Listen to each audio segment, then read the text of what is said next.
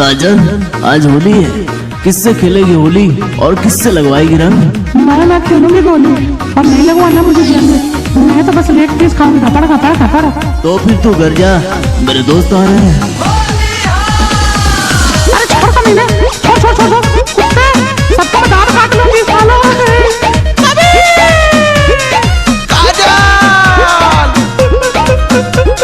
काजल क्या हुआ?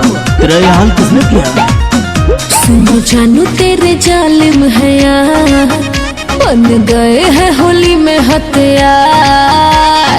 एक भी मिल गया ना, मैं कूट के सालों का कीमा बना दूंगी। सुनो जानू तेरे जालिम है यार, बन गए हैं होली में हथियार। भाभी कह के है फायदा उठाया। काजल, बस तू नाम बता। मेरे को क्या पता? मेरे मलिया के गलिया पर रंग साला कौन लगाया?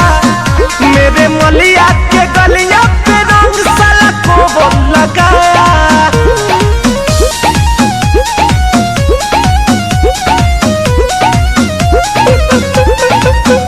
मत रो काजल, एक को चीर के मारूंगा। तू हराम के मेरे ऊपर लगा, सब तेरे कमीने दोस्त थे। सालों ने रंग भी लगाया, चुन्नी भी ली। धन हाथ तहरे खाली तू ही लगावो ना, लेवो तनई खिदे दे पूरा गौवा के। ऐसन यार लोग से दूर राखी हमरा के, साफ कहा तानी रौरा से। सुना होलिया में ऊंच नीच होखबे करेला, बुरा जानी मानो हमर धन।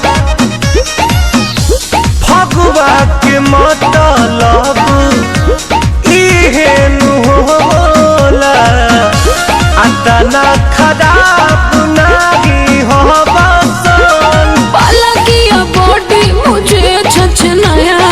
चेहरा तो याद होगा काजल। मेरे को क्या पता कौन सा मेहरा था? मेरे मलिया के गलिया पे रंग साला कौन लगाया? मेरे मलिया के गलिया पे रंग साला कौन लगाया?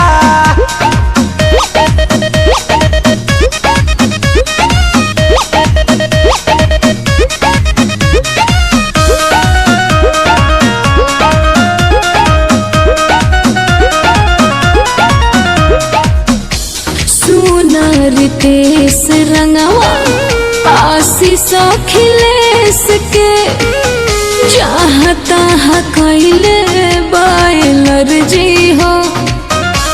रहन से डालित लोग तो माना नहीं करती, बाकी काम कैले बड़े फर्जी हो।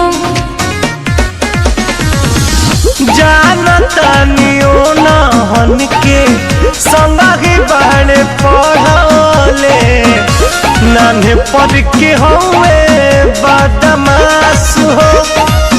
जहबनाज घटना तुहरा संगे घटल बा, ओ कनी के ले हम कलाश हो। सबके सब है फ्रेंड तेरे एक नंबर बेहया। काजल सुन, आज से दोस्ती खत्म। मेरे मलिया के गलिया पर रंग साला कौन लगाया?